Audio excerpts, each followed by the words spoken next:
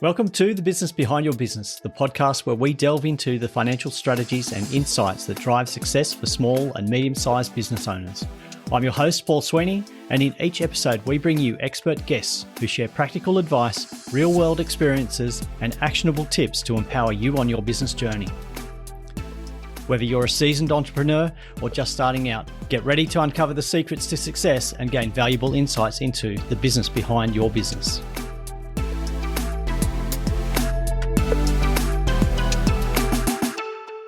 So most business owners are thinking that advertising is either a creative gamble or a numbers game. And today we're going to talk about how to bring those two together, how data can guide creativity without killing it, and how you as the business owner can move away from guesswork and move towards having more predictable results. Hello, welcome to the Business Behind Your Business podcast. I'm Paul Sweeney. And look, this is the podcast where we have the conversations to help you run your business better, grow with confidence, and make better decisions as a business owner. So in each episode, we're going to be talking about some practical, grounded, and relevant tips for small, medium business owners. And today is no exception. In this episode, we're talking about data-driven design, what it really means, how advertising success can be forecast before you spend your money, and what the predictable science behind advertising actually looks like in practice. And by the end of this conversation, you'll understand how to balance creativity and data without losing your brand voice, what needs to be in place before you invest in advertising, and what metrics actually matter when judging whether advertising is working. So joining me today is Skip Wilson. Now, Skip, he's the founder and CEO of Draft Media Partners, an advertising execution company focused on making advertising more predictable for business. And look, Skip, he's worked across some major media organizations, including CNN and iHeartMedia. And today he's helping businesses and agencies plan, execute, and measure advertising campaigns with clarity and discipline. Skip's also the host of the Advertising Podcast, which is about advertising. And he brings a very practical, systems-based approach to what is often an overly complicated and probably mystical space for many business owners. So, Skip, welcome to the Business Behind Your Business. Thank you. Thank you for having me. It's great to have you. And look, we've been talking off air, and your reason behind moving towards this whole data-driven idea of planning and preparing your advertising is quite, I guess, a change from how we traditionally view advertising. But it's come out of a lot of your experience and frustration working for some pretty big media organizations. So the work you've been doing is quite exciting, particularly when we're talking about effectiveness of advertising. But you've based your strategy around this concept of data-driven design. What do we actually, before we get into the details, what do we actually mean when we're talking about data-driven design? So every campaign begins with a bunch of guesses, right? I mean, even if you hire professionals, you hire people that know what they're doing, or you pull for, you make a bunch of educated guesses, right? But at the end of the day, you're sort of guessing. We think it's going to be these platforms, we think it's going to be this message, and we think it's going to be this audience. And the data is what lets you know which of those assumptions are correct and which ones can be improved on. And it's very similar to really trying to achieve anything. That's one of the things I love about advertising is that you get such sort of instant feedback. So it's very similar to diet and exercise or any other sort of goal in life. It's what you're trying to achieve. And it is a knowable number now. Now you can know what a cost per lead in your industry is, or what customer acquisition cost in your industry should be. And then you sort of work back from there. Is this campaign beating that? Or if it's not, and if it's not, that data is what tells you where it's falling down. It's like fixing an engine. It's interesting. The two key things that you just mentioned there is that a lot of advertising used to be about guesswork. And also that we can get a very quick feedback from the data about how effective it's working. Now, those two ideas, what you're saying are very effective. The data-driven feedback is very effective, but also the design. A lot of business owners come to advertising and marketing with, as you mentioned, quite simply a guess about what's going to work. They've heard something great. They think they're going to have to do that.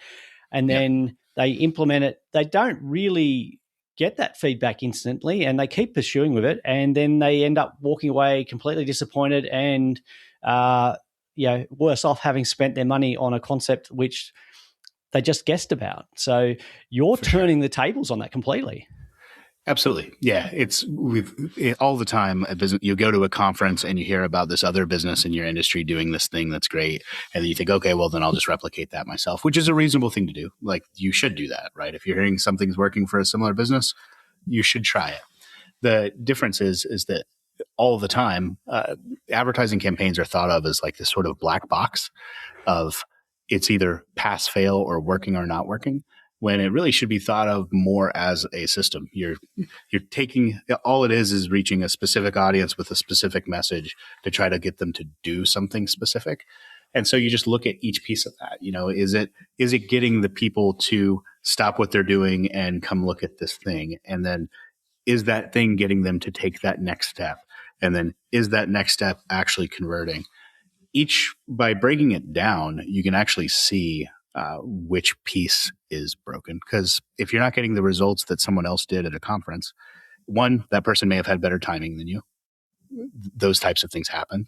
But more often than not, it's just, even if they did have better timing, there's some specific break point where your campaign is falling down. Figuring that out is much more is how you can take something from not working to working. Very rarely do things just start working right off the bat. And that's interesting because I think a lot of business owners, particularly ones I've talked to where they've experienced that frustration, they have gone to that conference and heard from a peer about how successful their marketing's been using a particular platform or a particular way of doing things. They've then gone and tried to replicate it without knowing, I guess, the details behind it or as you mentioned, the timing. Sure. And then they get really frustrated. Now, in talking about it, you've mentioned a system and a process and that feedback loop. That seems very sensible and common sense, but it's something that we tend to ignore because I think we picture advertising as the creative space. Yeah. In creatives, we think don't need structure. Your experience is different. Exactly. Yeah. I've found that business owners typically think in terms of either platforms or creative. They have like a bias towards one or the other. And if they think more in platforms, then they'll say things like, oh, I've tried Meta and it didn't work, or I've tried search and it doesn't work, or I've tried TV advertising and it didn't work. And the reality is that all of those platforms have someone who's your target audience. It's never the platform that's the issue. Now, some might be more efficient buys for your business than others, of course, but it's never a platform issue because there's not a platform out there that doesn't have several tens of thousands of people in your target audience that could be customers. So instead of thinking, okay, the platform is the problem, start thinking, okay, well, is it, the messaging, or am I targeting the right audience? And then see the creative leaning folks instantly go, okay, well, then it's the offer that's not working, or people don't care about our business, or that's not how people buy in my industry, or those types of things. And in that case, they just haven't tried enough creative variations. They've gotten stuck on one or two offers. And the term A/B testing, I don't like because it implies that you should only be testing 2 different creatives. You need to be testing 10 or 15 different creatives at minimum. And because then you get a sense of which type of creative is working, which kind of platform is working. And then you just don't treat those things as sort of monolithic things. The idea that, Meta doesn't work, or search doesn't work, or postcards don't work. All of those things could work if you got that right message to that right audience. So you focus in on those 2 things.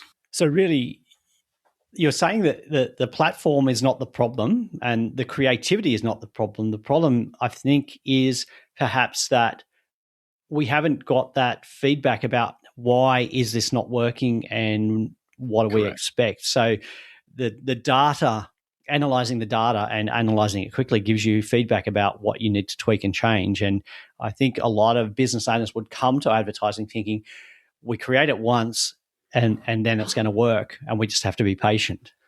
And you'd be surprised how often I will meet with. Actually, it was just this morning.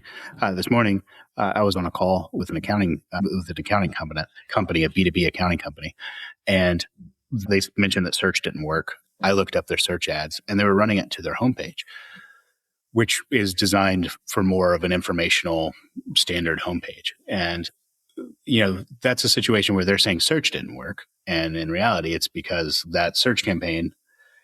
I mean, anybody who's a business owner searching for accounting services and clicking that ad, that's somebody who should convert. It's not search that's the problem. It was going to their homepage. And so it's those types of things where you end up getting the sort of wrong thing gets assigned the blame unless you actually look at the data. If they looked at their campaign and saw that the time on site was, something like 13 seconds or 14 seconds, they would realize right away, oh, it's not the ad that's the problem. It's what they're seeing after they click the ad that's the problem. And then you fix that, and then you just sort of keep doing that until you get them all the way to the point where you get going.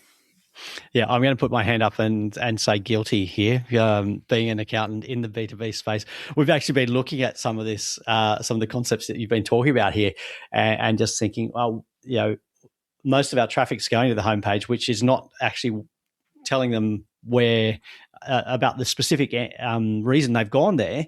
And right. So that's why it's not converting. So we're actually going through and revisiting, well, what do we actually want them to, what's the next step once they get to that page? It's not right. reading about when I founded the firm and how fantastic I am. It's about how we're going to fix their pain. But exactly. It's a common problem across business in general, but I think specifically small business think that they are limited by budget and really looking for that instant success or that big success without having to commit to the process. What I really like about your work, and it's quite exciting, and there's a bit of a numbers nerd coming out in me here, getting excited, but this whole idea or this concept of forecasting advertising success before you spend your money. Now, can you just expand on what do we actually mean by that? Well, we live in a sort of magical age, and it's actually even easier now with AI in this realm. But when I launched Draft, AI wasn't a thing. That was five and a half years ago. It was a thing. It wasn't available to the public. But even then, we lived in an age where you can know like what a good success rate is. Unless you've just completely invented a business category, it only takes a few minutes of research to figure out what should a landing page be converting at? What should a cost per click in my area be? And when you do, and then it's just some simple math of, okay, if it's, I'll use, since we're using B2B services as an example, we'll use B2B. B2B in search is going to be somewhere around, I'm going to use dollars, sorry, but it's going to be somewhere around, $2 per click or so. A landing page in the B2B space should be converting somewhere around 10% or so. So, you just do some quick math and you figure out, okay, well, my cost per lead should be somewhere around $40.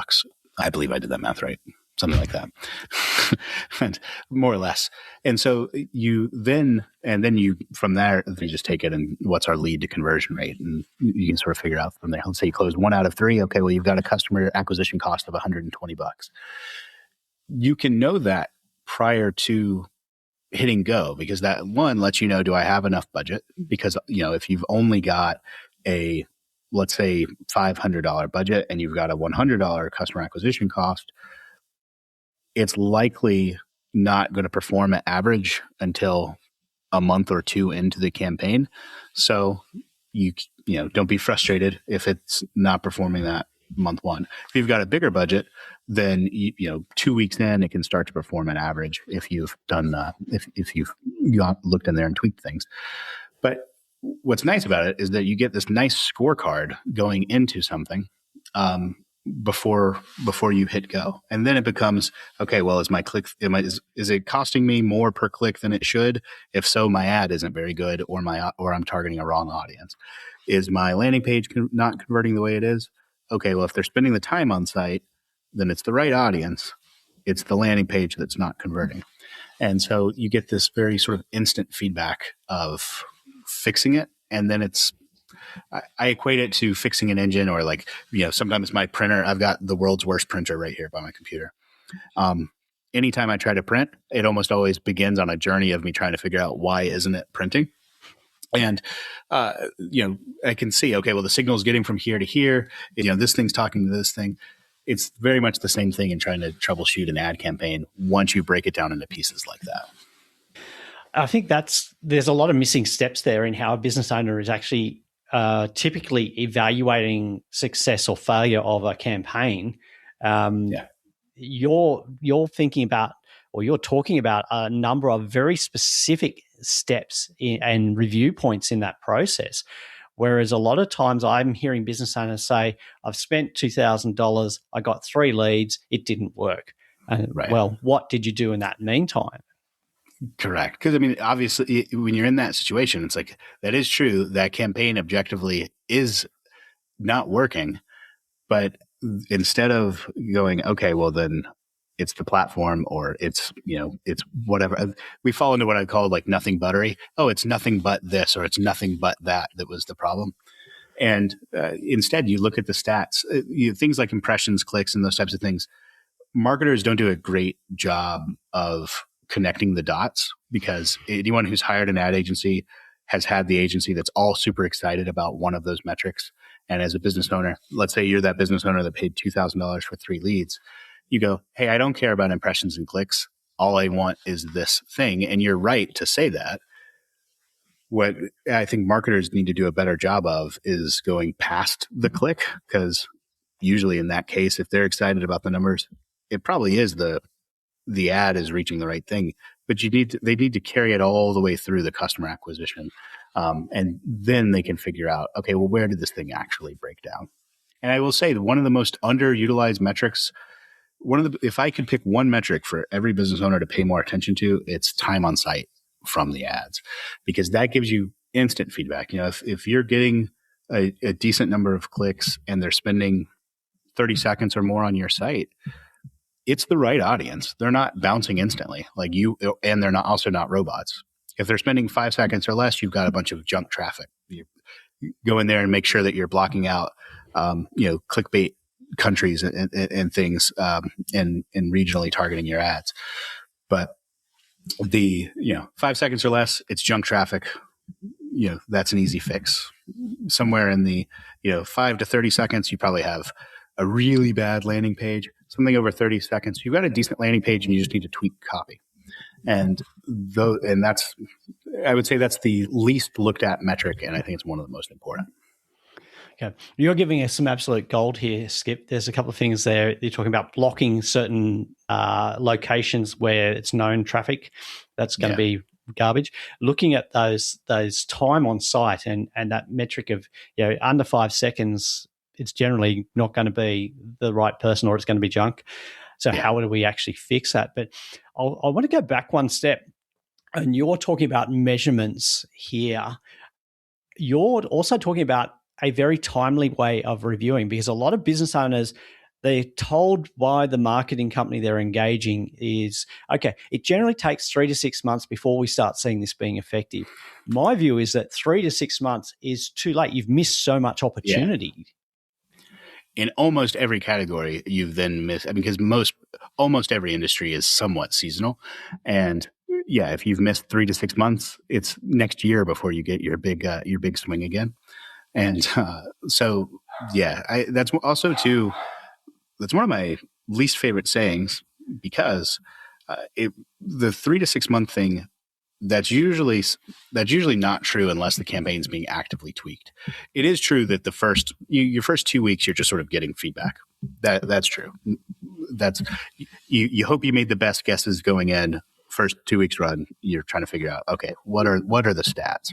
But then after that point, it should be 1 to 2 week cycles of, okay, here's what's wrong, so we're going to fix this. Okay, and then it should move to the next stage. And if it's not making progress towards that end goal, then it would be time to reevaluate who you're working with. I'll put it that way, because it's so if it takes 4 to 6 weeks, but you've seen progress in, like I said, first 2 weeks is kind of a crapshoot. But then after that, you should start to see incremental growth towards what you're trying to get. I think there's a bit of a communication and a expectation issue here that I see. There's a lot of marketers, advertising companies that we've seen locally only report monthly. Yeah. And when you get the report, you as a business owner, you're looking at it and you're going, well, okay, that's nice. There's some pretty graphs, but what's it actually telling me? What changes were made during that period? Yeah. And we're not actually measuring on that timely basis like you were talking about. So we can't make those adjustments.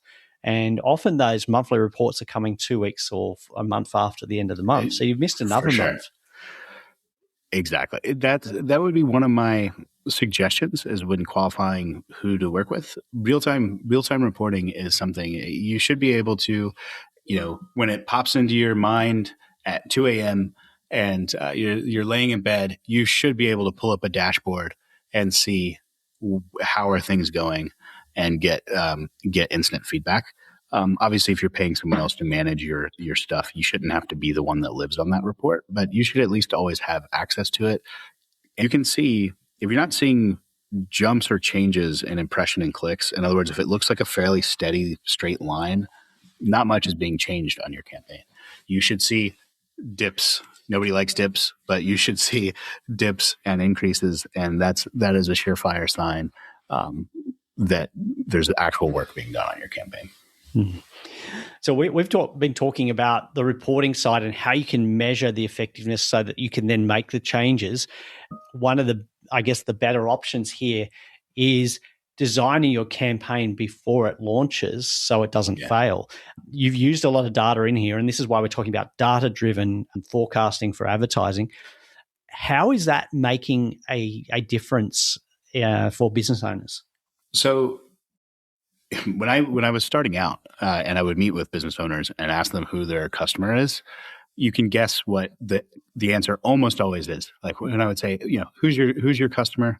The answer almost always was, oh, well, everybody. Or if it's a roofing company, it'd be like, oh, it's everyone that owns a home. Or if it's if there's somebody who's selling, Audi or Volkswagen or whatever, they would say, oh, it's, everyone, I want to sell a car to everybody.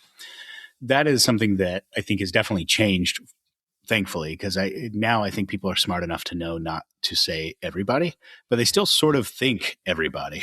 So they now give a closer to better answer. If you have a CRM of any sort, one of the things you should be doing is getting sort of feedback or using that as a tool to get feedback on things that are targetable. So, yes, interest levels, yes, buying signals. Those are fairly obvious if you just know your category well, but then also pay attention to things that you may not be thinking of. Things like age, gender, income, company size if you're a B2B, because the tighter you can get on who to target, the better you'll have a campaign starting out. And most platforms allow you to upload your own lists.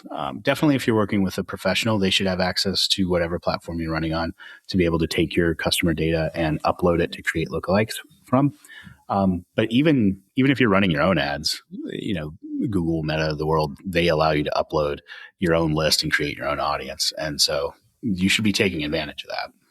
So there's a bit of ownership in the process there about having a CRM system, which a lot of small business owners surprisingly still do not have, but also ownership about monitoring and checking and designing, being involved in that design process. A lot of times we delegate, and I often use the word abdicate, responsibility to the marketer and just say, look, go do your magic, come back with some great results for me, and then we'll both be happy. It's very similar. It's very similar to, I'll equate it to accounting. You're not going to get the books and the feedback financially that you should get if you just hand your accountant a box of receipts and say, I don't understand any of this stuff. You just do it. You're not going to get the results that you should, as opposed to knowing your numbers, being involved and helping establish those things with that accountant. Here's what my goals are. Here's how things are. Here's the systems we've got in place. And you then give the professional the tools that they need to do their job. And it's the same thing. It's the same thing in the marketing and advertising world. You really shouldn't hire anyone to do those things for you until you at least know enough about it to know what success looks like yourself. I mean, I would much rather someone push back hiring an agency or push back hiring someone else to do it for them until they've taken a few at bats, at least so they understand the process. So we need to understand the process and take some ownership and responsibility in here, but use the skills of the person you're engaging. If you were going to start applying some of this thinking, and look, I feel like we're only just scratching the surface here. So, on the advertising podcast, I suggest that there's going to be a lot more of these valuable insights being shared. But if we were to just start to apply this thinking in the next 90 days, what would be the first one or two steps that we should be taking as a business owner? If you have an active campaign running, the first thing that you should be able to say about your campaign is what the customer acquisition cost is of that campaign. Not just what the cost per lead is, certainly not just what the cost per click is, but what is the actual customer acquisition cost of that campaign. If you can't say that, then you need to do some deep diving into that campaign to be able to get that. Because in today's world, there's really just no excuse. There's no reason for that. There are tools that you can get for, $19 a month that can help you determine those things. So make sure, and especially if you're paying someone else to do it for you, you should be able to pinpoint to a hard customer acquisition cost. So that's step one. Do I know my customer acquisition cost from this campaign? And if it's an acceptable number, great. You can go do other stuff. If it's not an acceptable number, then you want to pay very close attention to where it's falling down. Am I getting an above average click-through rate? Okay, great. My ads are fine. Is the time on site good? Somewhere in that 30-ish to 30 second plus range. There's no real end. If they're spending 5 minutes on your site, that's great. But then if they're spending 5 minutes on your site and they're not converting, then you've got bad creative. Or probably in that case, honestly, it's your offer. But if they're spending that long and not actually taking action, you're probably asking for too much. One of the worst offers, by the way, is schedule an appointment with me. So just FYI, that's one of the biggest mistakes I see, because an appointment's an incredibly high cost for a business owner. Like, there's nothing more valuable than our time, right? So you've now asked for their most expensive thing. But anyway, sorry, I digress. So that's step two. If you know what the customer acquisition cost is, great. You're either happy or not happy. If you're not happy, take a look at the stats of the campaign. Wow, that's some great tips. There are just so many good tips in here from this episode. So, I'm going to go back and re-listen to our conversation because there's so much practical advice here that we can actually implement. But, the advertising podcast, what kind of conversations do you have on that? So it's conversations like this. Usually what we do on that show is take a campaign that's not performing and we dig into why it's not working and fix it there. Fix it, because I think it's one of the most important skills as a business owner, especially if you do have a professional. It's not your job necessarily to figure out what needs to change on your landing page. That's where the professional comes in. But I do think it's your job as a business owner to be able to identify, okay, this is the part that needs to be fixed. That's where you can then pass the baton. Because you can't just instantly become a great writer. Although with AI, it's better than it was, but you can't just instantly become a great copywriter. So that's when you have to pass off to professional, but you should at least know where the campaign's breaking down. Well, those are the kinds of conversations we have. Fantastic. Look, I'm excited. I'm about to subscribe to the podcast on my favorite podcast player because advertising drives new customers, drives growth. One of the biggest issues that a business owner comes to me with is I can't get enough sales, and sales drives revenue, which drives profit and cash flow. critical aspect of your business that you need to put more attention into, but attention into the right areas. Data-driven design, forecasting the success of your campaign before you start. Absolutely gold information that Skip's shared with us today. And if you want to learn more about Skip and his work, we're going to include links to Draft Media Partners and the Advertising Podcast in the show notes, and also on the businessbehindyourbusiness.com website for you to check out. I encourage you to do that because, from today's conversation, you would have heard some amazing and really powerful tips that you can go and implement in your business today. So thank you, Skip, for your contribution. It's been absolutely incredible. Really enjoyed it. I've got a lot of practical tips myself to walk away with, and particularly thanks for picking on the accountants because we're not very good at this. We're not the creators. We're good at data, but we tend to ignore the data when it comes to our advertising. But Absolutely. Thank you for sharing with us so much valuable content today. Thank you for having me. That's a wrap for this episode of The Business Behind Your Business. We hope you found today's discussion insightful and valuable for your business journey. Before we go, don't forget to subscribe to our podcast on your favourite platform. Share it with fellow business owners who could benefit, and send in your burning questions because we love hearing from you. Missed any of our previous episodes or looking for additional resources to help grow your business? Head over to our website at thebusinessbehindyourbusiness.com. There you'll find our full archive of past episodes, along with show notes, transcripts, and links to valuable resources mentioned in each episode. Your journey to business success continues at thebusinessbehindyourbusiness.com. Until next time, stay inspired, stay informed, and keep building the business of your dreams.